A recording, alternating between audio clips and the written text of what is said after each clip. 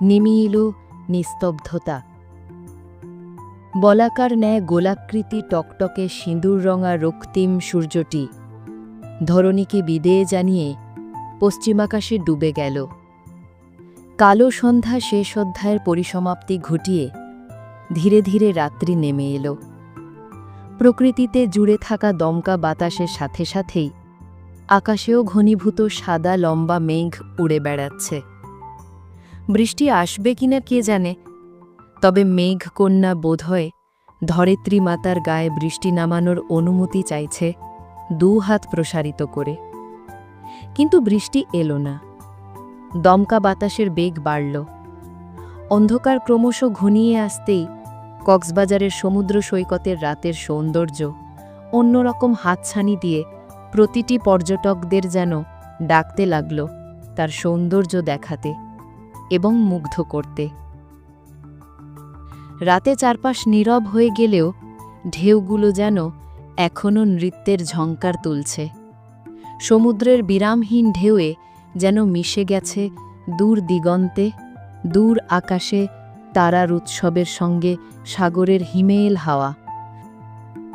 রোমাঞ্চকর অনুভূতি এনে দিয়ে মনের মধ্যে সৈকতে আছড়ে পড়া সমুদ্রের মনোভোলানো ঢেউ যেন এক নিমিষেই ক্লান্তি ভুলিয়ে দিল। ওরা হাঁটা দিল রিসর্টের দিকে। কক্সবাজারের সুগন্ধা বিচের পাশ দিয়ে যেতেই ওরা হঠাৎ ভাজা মাছের ঘ্রাণ পেল। তাকিয়ে দেখল খানিকটা দূরেই সামুদ্রিক মাছের ভ্রাম্যমান দোকান। সেখানে বাহারি সামুদ্রিক মাছের পসরা সাজিয়ে রেখেছে কয়েকজন বিক্রেতা। সেখান থেকেই ক্রেতারা পিস হিসেবে মাছ পছন্দ করছেন এবং সেই মাছ বারবিকিউ বা পছন্দসই ভেজে খাচ্ছেন। ওরা দুজন এগিয়ে গেল সেদিকে। কক্সবাজার শহরের সুগন্ধা বিচের এই ভ্রাম্যমান দোকানগুলোতে সন্ধ্যায় বসে দোকানে পছন্দমতো রকমারি সামুদ্রিক ভাজা মাছের স্বাদ নেওয়া যায়।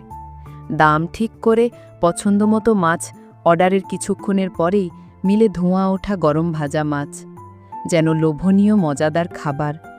দোকানগুলোতে সামুদ্রিক মাছের মধ্যে চিংড়ি, লবস্টার, টুনা, রূপসা, সুস্বাদু রূপচাঁদা, স্যামন, কোরাল, লইট্টা ও কাঁকড়া সহ হরেক ভাজা মাছ থাকে। যার যেটা পছন্দ সে সেটাই অর্ডার করে পছন্দ অনুযায়ী ভেজে বা বারবিকিউ করে খায়। এছাড়াও রাতে সমুদ্রের পাড়ে আড্ডার মাঝে বিভিন্ন ধরনের সামুদ্রিক বড় বা মাঝারি মাছের বারবিকিউ পাওয়া যায়। সকলের দেখাদেখি আয়মান আর নন্দিনীও মাছ পছন্দ করে মাছের বারবিকিউ এবং মাছ ভাজা খেয়ে রেস্টুরেন্ট থেকে তাদের রাতের খাবার পার্সেল করে হোটেলে ফিরে গেল। নাহিদা শিকদার এবং ওয়াসিফ নন্দিনীর খবর পেল। নন্দিনীকে পেতে জোর করে নিয়ে গেল। সাথে সাথে বিয়ের আয়োজন করে ওয়াসিফের সাথে বিয়ে দিচ্ছে তাকে। বারবার কবুল বলার জন্য বলছে, কিন্তু না বলায় ওয়াসিফ হঠাৎ নন্দিনীর গলা চেপে ধরল। নন্দিনী গলা ধরে চিৎকার করে উঠে হাঁপাতে লাগল। নিজেকে রিসর্টার বেডের উপর দেখতেই বুঝতে পারল এতক্ষণ সে স্বপ্ন দেখছিল। ভয়ে গলা শুকিয়ে এলো। সারা শরীর থরথর করে কাঁপতে লাগল। সারা শরীর ঘেমে নিয়ে একাকার হয়ে গেল। শরীরটাও খুব দুর্বল লাগছে। বুকটা ধরফর করছে। জোরে জোরে শ্বাস ফেলতে লাগল। তবুও কাঁপা কাঁপা পায়ে উঠে দাঁড়াল। ব্যালকনিতে এসে দাঁড়াতেই হিমেল হাওয়ার এক ঝাপটা এসে গায়ে লাগল। মুহূর্তেই শরীরটা শীতল হয়ে গেল। অন্ধকার রাত, তবে খুব গভীর। আকাশের চাঁদটি আপন মনে তার জ্যোৎস্না ছড়াচ্ছে। মিটিমিটি তারকারাজিরাও মৃদু আলো ছড়াচ্ছে। ঘড়িতে রাত প্রায় 3:30 বাজে। নন্দিনীর আর ঘুমাতে ইচ্ছে করল না। ঘুমালেও যে ঘুম আসবে না সে খুব ভালো করেই জানে। এছাড়াও যদি আবারও সেই বাজে স্বপ্নটা দেখে তাহলে? ভয়ে শরীরটা কেঁপে উঠল।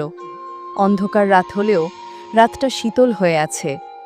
শরৎ হেমন্তের মাঝামাঝি বলেই হয়তো। ফুরফুরে শীতল হাওয়া বইছে চারিপাশ জুড়ে।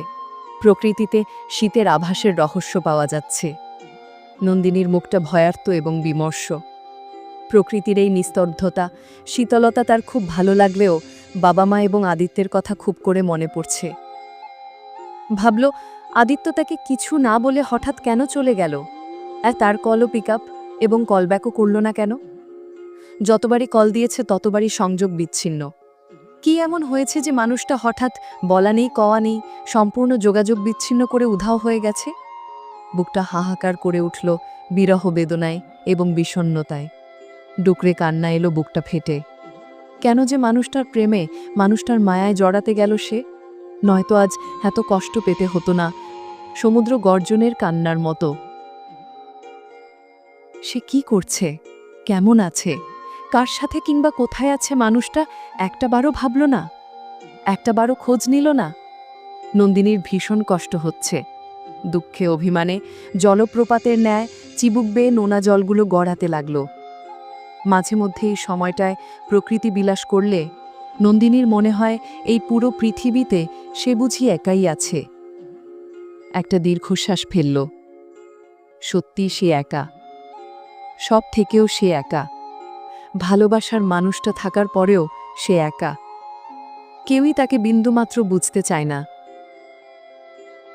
বাতাসের ঝাপটা এসে চুলগুলো এলোমেলো করে দিতে লাগল। কক্ষের পর্দাগুলোও বাতাসে দুলতে লাগল অবিরাম গতিতে। এক শীতল দমকা হাওয়া এসে আচমকা তার সারা শরীর নাড়িয়ে দিল। রেলিংয়ে হাত রেখে শূন্য হৃদয় নিয়ে করুণ চোখে তাকিয়ে রইল সুবিশাল ওই নীলাম্বরের দিকে। হঠাৎ ফুপিয়ে উঠল। দু গাল বেয়ে আবারও অবিরাম গতিতে অশ্রুজল গড়িয়ে পড়ল। বেশ খানিকটা সময় এইভাবেই পার হল। নন্দিনী পূর্বের ন্যায় অবিচল হয়ে তাকিয়ে রইল সমুদ্রের দিকে। চোখে মুখে বিষাদের গাঢ় ছোঁয়া। কোনো তাপ উত্তাপ নেই। সে একইভাবে অন্ধকার সমুদ্রের দিকে তাকিয়ে রয়েছে, আর গড় গড় করে চোখের অশ্রুকণারা আন্দোলন করে ঝরছে। অন্ধকার সমুদ্র থেকে যে আওয়াজটা আসছে সেটাও ঠিক গোঙানির মতো মনে হল, যেন সমুদ্র তার মতো ফুপিয়ে কাঁদছে। সমুদ্রের এত দুঃখ কিসের? কেন সে গুঙিয়ে গুঙিয়ে কাঁদে? বিকেলে একটু ঘুমানোর ফলে আইমানের ঘুম আসছিল না। ব্যালকনিতে এসেই একটা সিগারেট ধরালো। একটান দিতেই নজর গেল নন্দিনীর দিকে। হঠাৎ চমকে উঠল এত রাতে নন্দিনীকে এখনো সজাগ থাকতে দেখে। মুখের একপাশ দেখা যাচ্ছে জ্যোৎস্নার আলোয়। শালুকরূপী আঁখি জোড়ার পলক নড়ছে না। বার কয়েক হিমেল হাওয়া শরীর ছুঁয়ে গেল। প্রলম্বিত দীঘল পাপড়িগুলো কেঁপে কেঁপে উঠল। কেঁপে উঠল দোলন চাপার ন্যায় অষ্টপুট। হঠাৎ শরীরটা শিরশির করে উঠল তার। মেয়েটা শীতল হাওয়ার মধ্যে রোবটের ন্যায় দাঁড়িয়ে রয়েছে কিভাবে কে জানে। ভাবল, মেয়েটার শীত লাগছে না? আইমান নন্দিনীর দিকে কিছুক্ষণ তাকিয়ে রইল। সিগারেটটা ওইভাবেই জ্বলে পুড়ে হাতের মধ্যে বিসর্জন হতে লাগল। হঠাৎ অনমনেই বিড়বিড় করে বলল, এমন ফিনিক ফোটা জ্যোৎস্না রাতে কিছু মানুষ চন্দ্রগ্রস্ত হয়। নন্দিনী রকিং চেয়ারে গিয়ে বসল। দু চোখ বুজে আস্তে আস্তে দোল খেতে লাগল। আয়মান আর দাঁড়ালো না। সিগারেটটা ফেলে বেডে গিয়ে শুয়ে পড়ল।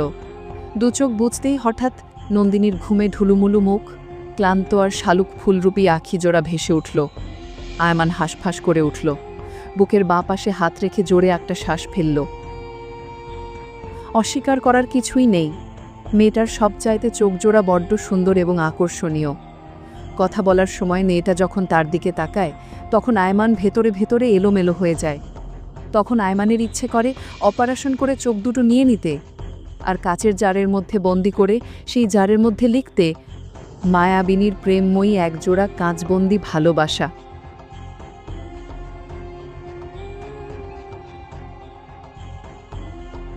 রাতের অন্ধকার কেটে গিয়ে ভোর হলো। ভোরের সূর্যোদয়ের পূর্ব নিঃশ্বাসের শব্দে পাখিদের ঘুম ভেঙে গেল। তারা কিচিরমিচির শব্দে সুস্বাগতম জানাচ্ছে মহারাজ সূর্যকে। এরই ফাঁকে দুটি ধবধবে কালো কাক কোথা থেকে যেন উড়ে এসে ব্যালকনির গ্রিলে বসল। নন্দিনী এখনও রকিং চেয়ারে বসে আছে। সে আর ঘুমায়নি। সারা রাত না ঘুমানোর ফলে চোখ দুটো টকটকে লাল এবং সারা মুখশ্রী ফোলা। নিষ্প্রভ দৃষ্টিতে তাকিয়ে রইল কাকগুলোর দিকে। ভোরের নির্মল হাওয়া বইছে বাতাবরণ জুড়ে। পাখপাখালিরা কিচিরমিচির করছে মুক্ত কণ্ঠমণিতে। নন্দিনী সবই শুনছে, কিন্তু আজ কেন জানি মন নেই কিছুতেই। এত সুন্দর সকালটাও তার মনটাকে টানতে পারছে না তার নির্মলতায় আকৃষ্ট করতে। থেকে থেকে শীতল হাওয়া বইছে, আকাশচুম্বী পাহাড় আর অরণ্যে জন্মানো অসংখ্য বুনো ফুলের সুগন্ধি ভেসে আসছে হিমেল হাওয়ায় সাথে সাথে। সমুদ্র পাড়ে সবুজ বিথি আর ঝাউ বিথিগুলো দুলছে হাওয়ার বেগে। সেই সাথে রিসোর্টের সৈকতমুখী ব্যালকনিতে জেসমিন ফুলের মন মাতানো সুগন্ধি ছড়াচ্ছে। নন্দিনী হঠাৎ সুগন্ধি টেনে নিল নাসিকায়। অজান্তেই চোখজোড়া চলে গেল জেসমিন ফুলের গাছটির দিকে। ভাবল এমন একটা জেসমিন ফুলের গাছ তার ব্যালকনিতে লাগাবে, তাহলে পুরো বাড়ি মিষ্টি সুগন্ধি সুরভিত থাকবে সবসময়। মন খারাপে সে তখন ব্যালকনির রকিং চেয়ারে বসে জেসমিন বিলাস করবে। এছাড়াও বিজ্ঞানীরা বলেন জুঁই ফুলের সুগন্ধি শুকলে টেনশন কম হয়। হঠাৎ অপর পাশের ব্যালকনি ডোর খোলার শব্দ হলো। নন্দিনী তাকাতেই দেখল আয়মান, শরীরে কালো একটি টি শার্ট, ব্যালকনিতে এসে কোনো দিকে না তাকিয়েই এক্সারসাইজ করতে শুরু করল। নন্দিনী পূর্বের ন্যায় অনমনেই তাকিয়ে রইল। আয়মানের 2 হাতের পেশি ফুলে উঠেছে, এক্সারসাইজ করার সাথে সাথে সেটা বোঝাই যাচ্ছে টি শার্টের উপর দিয়ে। কিছু মুহূর্ত বাদেই ঘামে সারা শরীর ভিজে জবজবে হয়ে গেল। আয়মান সাদা একটা টাওয়াল দিয়ে গলার ঘাম মুছে আবারও এক্সারসাইজ করায় মনোযোগ দিল। পরনে 3/4 একটা প্যান্ট, ফর্সা পায়ের কুচকুচি কালো লোমগুলো যেন তাকিয়ে রয়েছে, নাক বেয়ে ঘাম ঝরছে। লোমে আবৃত শক্তপোক্ত পুরুষালী ফর্সা হাত, হাতের নখগুলো ধবধবে সাদা, এখান থেকেই দেখা যাচ্ছে। নন্দিনী অনিমেষ নেত্রে এখনো তাকিয়ে রইল। তার কেমন যেন নেশা ধরে গেল, দৃষ্টি সরাতে পারল না কিছুতেই। এই নেশা বোধহয় জীবনেও কাটার মতো নয়। হাতে এত এত ঘন লোম, নিশ্চয়ই বুকেও অমন আকর্ষণীয় লোম রয়েছে। নিজের ভাবনাতে নিজেই লজ্জা পেল নন্দিনী। গালগুলো লাল হয়ে উঠল হঠাৎ, বুকটা অস্বাভাবিকভাবে কাঁপতে লাগলো। মনে মনে বলল, ছি, এ আমি কি ভাবছি? আদিত্যের মতো দেখতে বলেই কি? কিন্তু এ তো আদিত্য না, আদিত্যের প্রতিচ্ছবি, আদিত্যের সহোদর। আদিত্যের কথা মনে পড়তেই মনের ভেতর আবারও কষ্টরা উঠতে লাগলো ডানা মেলে। ভাবল, এখন কি করছে আদিত্য? তাকে মিস করছে কি? নন্দিনী আর বসল না। আয়মান তাকে দেখার পূর্বেই কক্ষে চলে গেল। ভীষণ মাথা ব্যথা করছে, একটু ঘুমানোর প্রয়োজন। পাখির পালকের ন্যায় নরম তুলতুলে তৈরি পালঙ্কে এবং এক মোলায়েম ব্ল্যাঙ্কেটে পা থেকে মাথা অবধি ঢেকে শুয়ে পড়ল। মুহূর্তেই দেহের প্রতিটি পশমের গোড়ায় গোড়ায় উষ্ণতা পৌঁছে গেল। মাত্রাতিরিক্ত আরামদায়ক বিছানা পেতে 2 চোখ ভেঙে অজস্র ঘুমপড়িরা চলে এলো। মায়াবী একজোড়া চোখ যে এতক্ষণ তাকে গিলে নিয়েছিল আয়মান বিন্দুমাত্র উপলব্ধি করতে পারল না। সে তার মতো এখনও এক্সারসাইজ করতে ব্যস্ত, কোনো দিকে মনোযোগ দেওয়ার সময় নেই তার। প্রত্যেহ ভোরের সালাত আদায় করে আয়মান নিত্যদিন ভোর সকালে এক্সারসাইজ করবেই, এটা তার প্রাত্যহিক রুটিন এবং সকালবেলাটাই তার প্রথম কাজ। আর তাই আজও তা করতে বিলম্ব হলো না কিঞ্চিত। আয়মান হাঁপিয়ে গেল, ঘাম মুছে একটু ঠান্ডা হয়ে দ্রুত শাওয়ার নিয়ে এলো। ব্যালকনিতে এসে টাওয়ালটা মেলতেই ঝলমলে রোদ্দুরেও শীতল শীতল হাওয়া এসে তার গায়ে লাগলো। মুহূর্তেই শীত অনুভব হলো। মৃদু কমলা রোদ তার শরীরে থাকা জলকণায় পড়লে জলকণাগুলো ফর্সা বলিষ্ঠ দেহে চকচক করতে লাগলো হীরকচূর্ণ পাথরের ন্যায়। আবারও একরাশ হিমেল হাওয়া তার দীর্ঘদেহী শীতল শরীরটা ছুঁয়ে গেল। মুহূর্তেই ফর্সা শরীরটাকে কাটা দিয়ে উঠল। রুমে ঢুকে মা, অদিতি আর ফারাবির সাথে ফোনে কথা বলে নিল। নন্দিনীর রুমের সামনে এসে দেখল রুমের ডোর ভেতর থেকে ভেড়ানো। ডোরের ফাঁক দিয়ে দেখতে পেল নন্দিনী ব্ল্যাঙ্কেট মুড়িয়ে বেড়ালছানার মতো গুটিসুটি হয়ে ঘুমাচ্ছে। আয়মান বিরক্ত করল না, ভাবল আরেকটু ঘুমাক, রাতে তো ঘুমায়নি, আছাড়া পরিপূর্ণ ঘুম না হলে অসুস্থ হয়ে পড়তে পারে। নিজেই রেডি হয়ে নাস্তা কিনে আনলো। কাল রাতে কথার ফাঁকে ফাঁকে জিজ্ঞেস করে নিয়েছিল সে সকালে কি খেতে পছন্দ করে, সেটাই নিয়ে এলো। হোটেল রুম ক্লিনারের ডাকে সকাল 10:30টার দিকে ঘুম ভাঙল নন্দিনীর। বিরক্তিতে চোখ রগড়ালো কতক্ষণ। ব্রেকফাস্ট করার জন্য আয়মান নন্দিনীকে ডেকে এল। একরাশ বিরক্তি নিয়ে ফ্রেশ হয়ে টেবিলে বসতেই আয়মান দেখল নন্দিনীর চোখ মুখ ফোলা। এক পলক তাকিয়ে চোখ সরিয়ে গম্ভীর স্বরে বলল, রাতে ঘুম হয়নি? স্বপ্নের কথা না বলে বলল, বিকেলে ঘুমানোর ফলে রাতে ঘুম আসছিল না। আয়মান কফি তৈরি করে নন্দিনীর সামনে এক মগ দিল, নিজেও এক চুমুক দিয়ে আদিত্যকে কল দিল। ভাবল নন্দিনীর সাথে কথা বলিয়ে দেবে। কাল প্রায় অসংখ্যবার কল দিয়েছে, কিন্তু কোনোভাবেই আদিত্যের সাথে যোগাযোগ করতে সক্ষম হয়নি। ফারাবিও নাকি ট্রাই করেছিল, কিন্তু যোগাযোগ একেবারেই বিচ্ছিন্ন। এক পর্যায়ে আয়মান খুব হতাশ হলো ভাইয়ের কৃতকাণ্ডে। মেয়েটা কোনো ভাবনা চিন্তা না করে তার সাথে চলে এলো। আয়মান জানে না নন্দিনী তাকে ঠিক কতটুকু বিশ্বাস করে, তবু একটা চিন্তা থেকে যায়। কিন্তু আয়মান স্বস্তি পাচ্ছে না। কেউ যদি ভুল বুঝে বা কোনো বিপদ হয়, কিন্তু নন্দিনী সেসব বুঝতে চাইছে না। আবারও কল দিল, ফোন অফ। আয়মান তপ্ত শ্বাস ফেলল। তার ভাইয়ের এমন উদাসীনতা সত্যি বিরক্তিকর লাগছে। মেয়েটা কি করছে, কি না করছে, কিংবা কোথায় আছে, কার কাছে আছে, কিছুই সে জানে না। মেয়েটা তাকে ছাড়া যদি অন্য কারোর সাথে চলে যেত, তাহলে সবই মাথার মধ্যে যন্ত্রণা হয়ে অশান্তি সৃষ্টি করছে। আয়মান সত্যি স্বস্তি পাচ্ছে না। তার খুব ভয় হচ্ছে নন্দিনীকে নিয়ে। ভাবল নাহিদা শিকদারকে লুকিয়ে জানিয়ে দিবে। আচ্ছা, মহিলা যদি আবার বিয়ে দিয়ে দেয় ওই লম্পটটার সাথে, তাহলে নন্দিনী কি করবে? এদিকে তার ভাইয়েরও খবর নেই। কি করবে সে? আবার কোনো বিপদে পড়লে কিভাবে বাঁচাবে সে?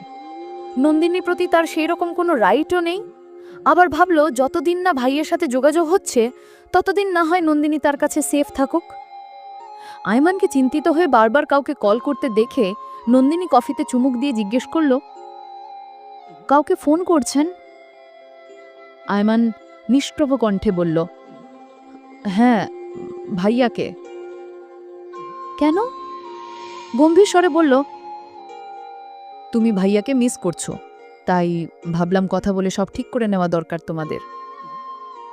নন্দিনী তপ্ত দৃষ্টি নিক্ষেপ করে হঠাৎ ফোনটা কেড়ে নিয়ে কল কেটে দিয়ে আচমকা চিৎকার করে বলল, লাগবে না, ওনার সাথে কথা বলবো না। আয়মান হতভম্ব হলো। নন্দিনীর সাথে তার পরিচয় কয়দিনের, তাতেই কত অধিকার বোধ। নিজেকে সামলে বলল, এইভাবে কতদিন পালিয়ে থাকবে? যতদিন ইচ্ছে ততদিন। নন্দিনী রাগে কাঁপতে লাগলো। মেয়েটা নাকে ডগায় ডগায় রাগ, কিছু বললেই ক্ষেপে ওঠে, পরিস্থিতি বোঝার চেষ্টা করে না। আয়মান নিজেকে ধাতস্থ করে বলল, ধরা তো পড়বেই। নন্দিনী কেঁপে উঠল। মনে পড়ল স্বপ্নের কথা। ধরা পড়লে নিশ্চয়ই ওয়াসিফ শয়তানটাকে বিয়ে করতে হবে। শক্ত গলায় বলল, সেটা তখন দেখা যাবে। মানুষ ভালো বলবে আমাদের, তাই না? এই যে আমরা একসাথে থাকছি, ঘোরাফেরা করছি, যার যার ইচ্ছে তাই বলুক, তাতে আমার কি? এটা কি ঠিক? নিশ্চয়ই তুমি ছোট্ট বাচ্চা নয়। ঠিক বেঠিক বুঝি না। আপনার সমস্যা হলে আপনি চলে যেতে পারেন, কাউকে লাগবে না আমার, আমি থাকতে পারবো। তোমার উচিত ভাইয়ার কাছে ফিরে যাওয়া, যদি তোমাদের মধ্যে সেরকম কোনো সম্পর্ক থেকে থাকে। আর শুনো, তুমি ভাইয়ার কাছে ফিরে যেতে চাইলে আমি ব্যবস্থা করে দেব, 24 ঘন্টার মধ্যেই পৌঁছে যাবে। বাই দ্য ওয়ে, ভাইয়ার সাথে তোমার কি সম্পর্ক সেটা আমি এখনো জানি না, জানার প্রয়োজনও নেই। আমি চোরের মতো ওনার কাছে কখনো যাব না, যতক্ষণ না উনি আমাকে মাথা উঁচু করে সবার সামনে দিয়ে নিয়ে যায়, ততক্ষণ। আর আপনার কিছু জানতে হবে না। নন্দিনী রাগে ফুসফুস করছে ফনা তোলা সাপের মতো। ওহ, মেয়েটা কথায় কথায় রেগে যাচ্ছে অল্পতেই। এটা কি রাগার মতো কোনো বিষয়? আয়মান ভেবে পায় না কিছুই। আমাদের একসাথে থাকাটা ঠিক হচ্ছে না নন্দিনী, নিঃসন্দেহে এটা দৃষ্টিকটু। ভালো মন্দ কিছু বুঝার ইচ্ছা নেই আমার। আমি তো আর আপনাকে চুমু খাচ্ছি না, ডিস্টেন্স বজায় রাখছি। আয়মান স্তম্ভিত হলো এমন কথায়। নিজেকে সামলে নিয়ে বলল, আমি এবার তোমার মাকে জানাবো তোমাকে যেন এসে নিয়ে যায়। আমি কোনো প্রকার রিস্ক নিতে চাচ্ছি না। তোমার মা এমনিতেই তোমাকে খুঁজে হয়রান হচ্ছে, জায়গায় জায়গায় বিজ্ঞপ্তি দিয়েছে। নন্দিনী এবার আঙুল তুলে বলল, আপনি যদি জানান আমি সত্যি সত্যি সুইসাইড করব, গড প্রমিস। আয়মান কেঁপে উঠল। নন্দিনীর চোখে মুখে আগুনের ফুলকি বের হচ্ছে। আর দাঁড়ালো না বলেই চলে গেল। ব্রেকফাস্টও করল না। আয়মান নির্বাক হয়ে তাকিয়ে রইল। এখানে রাগের কি হলো? সে তো ভালো কথাই বলেছে। আর সুইসাইড করার মতো এটা কোনো বিষয়? Like seriously? আয়মান ভেবে পেল না কিছুই। তাছাড়া মেয়েটাকে জায়গা মতো পৌঁছে দিলে সে শান্তি পেত। তারা দুজনেই প্রাপ্তবয়স্ক, পাশাপাশি কক্ষে থাকছে। কোন সময় কোন অঘটন ঘটে যায়। তাছাড়া মেয়েটার প্রতি তার ফিলিংস খুবই গাঢ়, দিন দিন অনুভূতিগুলো ক্রমশ গাঢ় হচ্ছে। এছাড়াও তারই অনুভূতি আজকালকার নয়, আজ থেকে ৮-৯ বছর পূর্বের। আয়মান হতাশ শ্বাস ফেলল। কি করবে কিছুই ভেবেই পাচ্ছে না। তাদের একসঙ্গে থাকাটা মোটেও ভালো দেখাচ্ছে না। এটা নেহাতি দৃষ্টিকটু। আয়মান মাথা চেপে ধরে বসে রইল। তার অবস্থা এখন এমন হয়েছে, ছেড়ে দে মা, কেঁদে বাঁচি। আমেরিকা, তখন রাত বাজে 12:30। আদিত্য টলের অ্যাপার্টমেন্টে এলো, তাও আবার ওই নবাব সাহেব আর নাহিদা শিকদারের চদ্দ গোষ্ঠীর পিণ্ডি চটকাতে চটকাতে। বিড়বিড় করে বলতে লাগলো, শালার বিয়ে করলেও শান্তি নাই, না করলেও শান্তি নাই। জীবনটাই গেল ছাড়ে খাড়ে। বউ থেকেও নাই, প্রেমিকা থেকেও নাই, সব শূন্য, মহাশূন্য। ঝাপসা চোখে চাবি দিয়ে ডোরের লক ওপেন করার চেষ্টা করল, কিন্তু খুলছে না। মনে হচ্ছে ভেতর থেকে লক করা। আদিত্য ঝাংসা চোখগুলো কচলালো। কে এলো তার বাসায়? রায়হান, মেহরাব কিংবা ফারাবি আয়মানের তো এখন আসার কথা নয়। আর আসলেও সে জানবে কিভাবে? ইচ্ছেকৃত ফোন বন্ধ রেখেছে সে। আদিত্য কলিং বেল চাপল বার কয়েক। ভেতর থেকে তাকে দেখা মাত্রই হঠাৎ কেউ তার বুকে ঝাঁপিয়ে পড়ল। আদিত্য পড়তে নিয়েও নিজেকে সামলে নিল। মেয়েটা তাকে আষ্টপৃষ্টে জড়িয়ে ধরে কাঁদতে লাগল। স্বরটা পরিচিত ঠেকল, তবে অনাকাঙ্ক্ষিত কারো বলে মনে হচ্ছে। মেয়েটা আরও জোরে জড়িয়ে ধরে কাঁদতে লাগল। আদিত্য নেশার ঘরেও প্রচণ্ড বিরক্ত বোধ করল। অজান্তেই হাত দুটো চলে গেল পিঠের উপর, কিন্তু কেমন যেন শক্ত শক্ত। নন্দিনীর কথা মনে পড়ল হঠাৎ।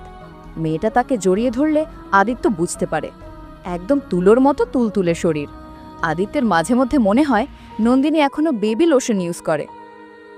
তাছাড়া মেয়েটাকে জড়িয়ে নিলে বুকের মধ্যে গুটিয়ে যায় ছোট্ট আদুরে বেড়াল ছানার মতো। তখন বুক থেকে সরাতেই ইচ্ছে করে না। কিন্তু এই মেয়েটা এমন না, কেমন যেন। আবার নন্দিনীর শরীর থেকে খুব সুন্দর মিষ্টি মিষ্টি একটা মেয়েলি সুবাস বের হয়। আদিত্য সেটা কখনো ভোলে না।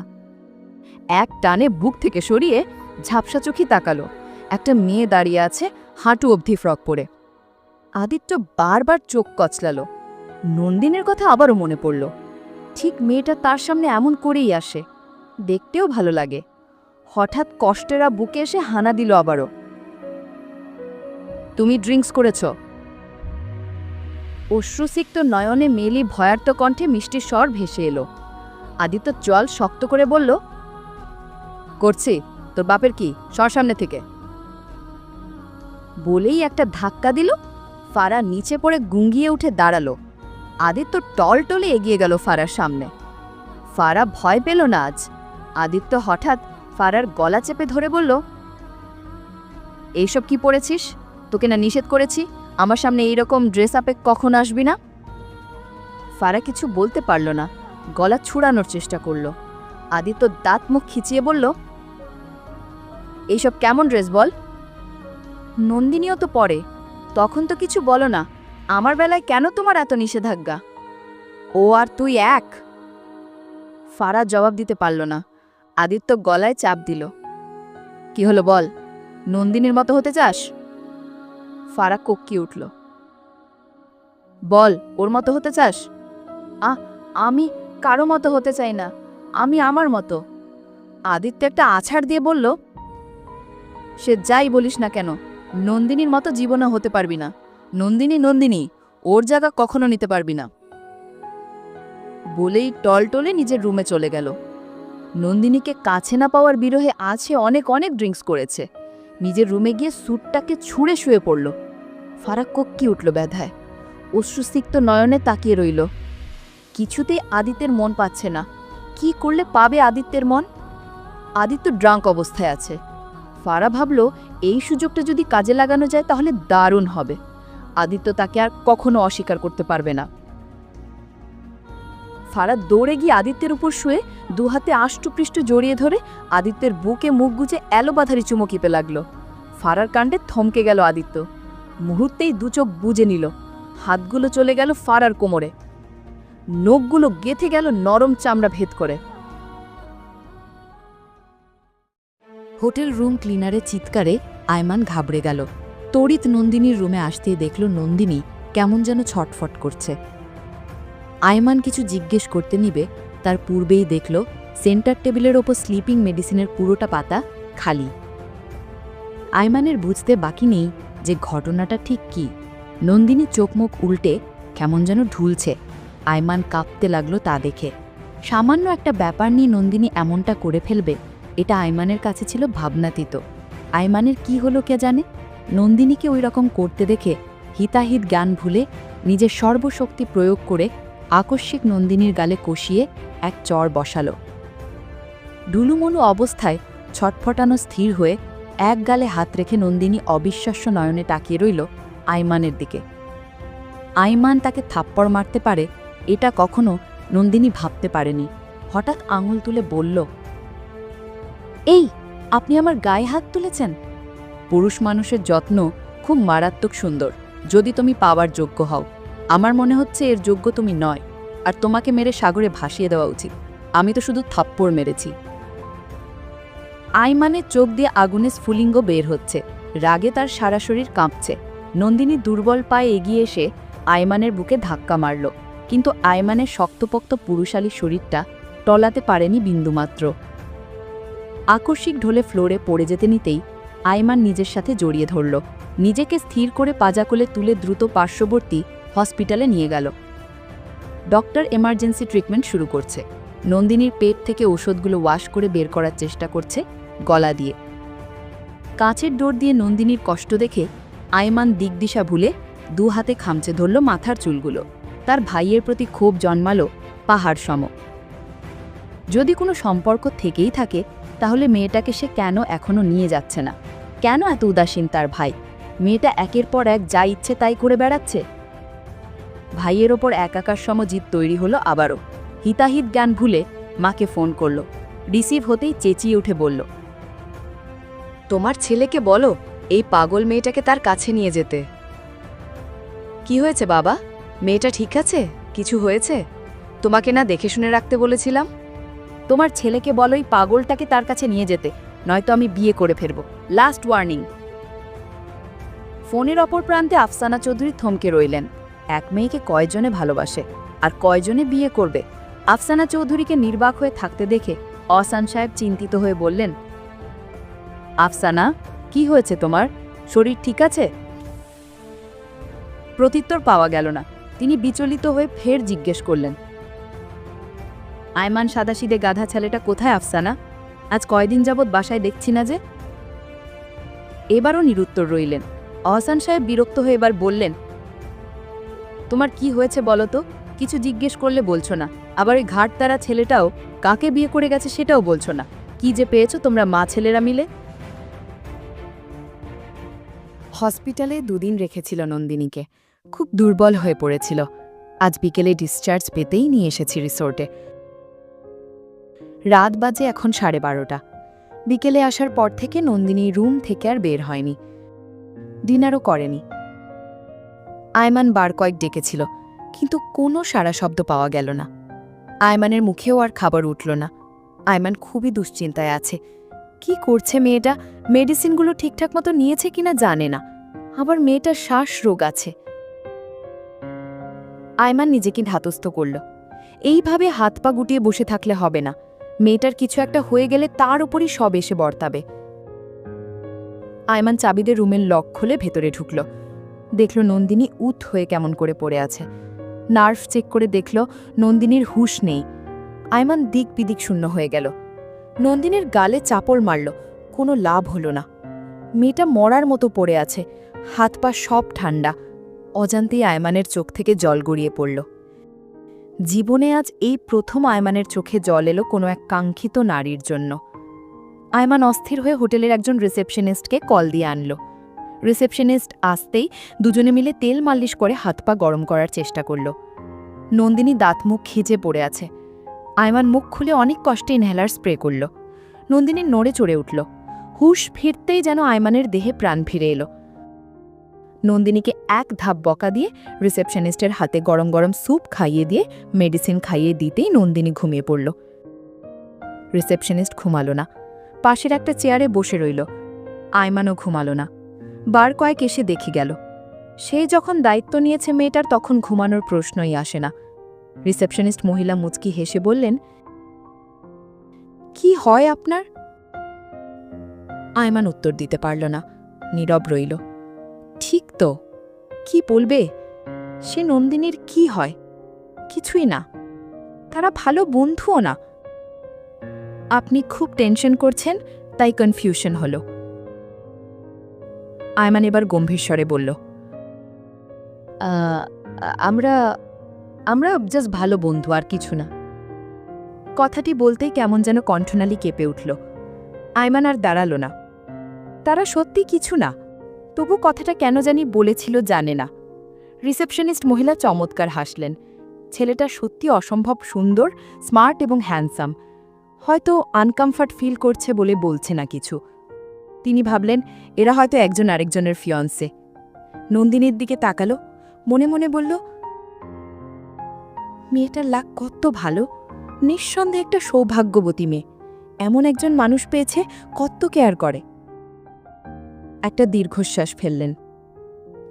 সকালবেলা রিসেপশনিস্ট মহিলা ব্রেকফাস্ট করিয়ে মেডিসিন খাইয়ে তারপর চলে গেল। ওনার ডিউটি রাতে। আয়মান ম্যানেজার থেকে পারমিশন নিয়ে ওই মহিলাকে রাতে নিয়ে এসেছিল। এর জন্য মহিলাকে বাড়তি কমিশনও হাতে ধরিয়ে দিয়েছে আয়মান। দুপুরবেলা বার কয়েক ডাকল নন্দিনীকে, কিন্তু মেয়েটা নিরুত্তর।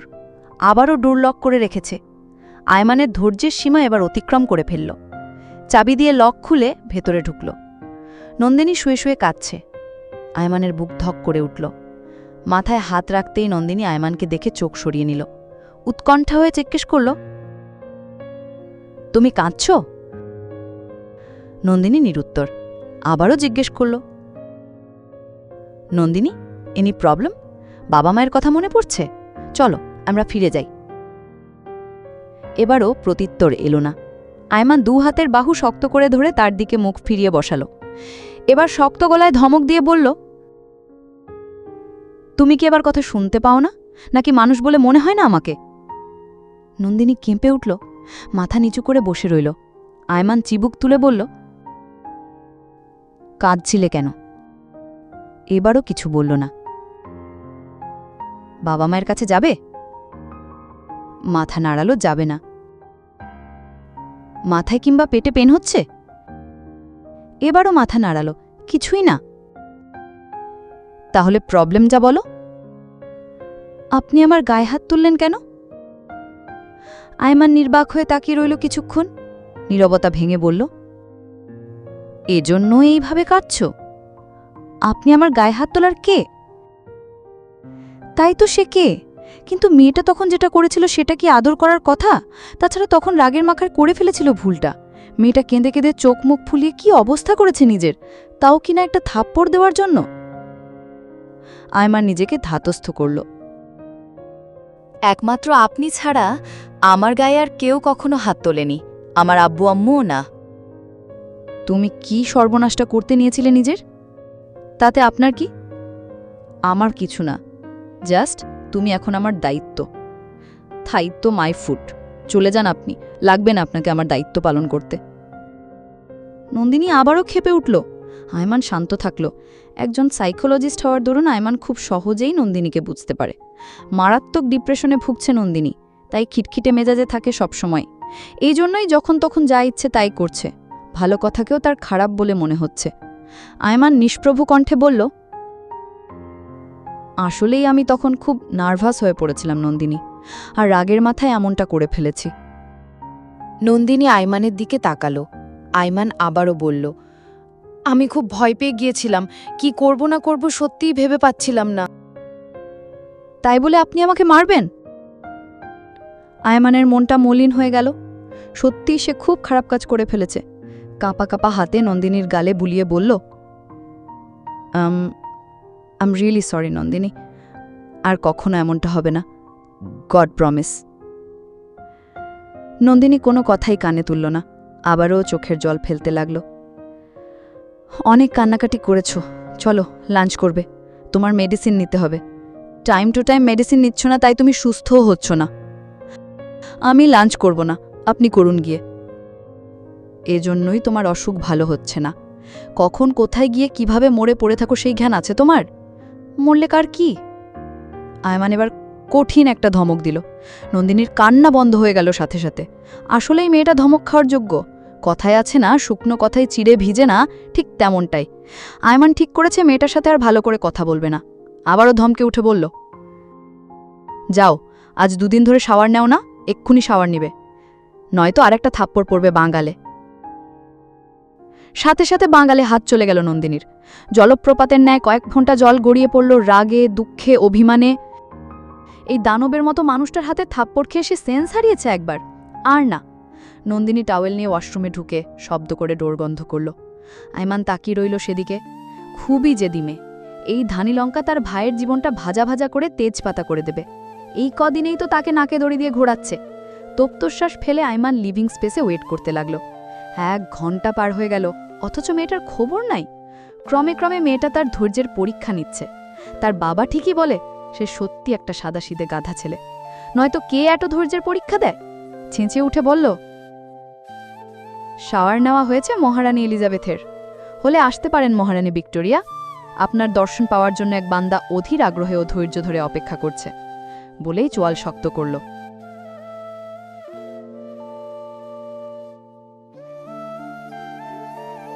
ভিডিওটি এই পর্যন্ত দেখার জন্য অনেক অনেক ধন্যবাদ। আজকের পর্বটি ভালো লাগলে লাইক দিয়ে একটি সুন্দর কমেন্ট করে যাবেন। আপনাদের সাপোর্ট পেলে নতুন নতুন গল্প দিতে খুব ভালো লাগে।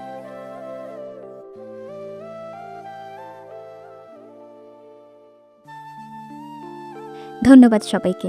ভালো থাকবেন, সুস্থ থাকবেন।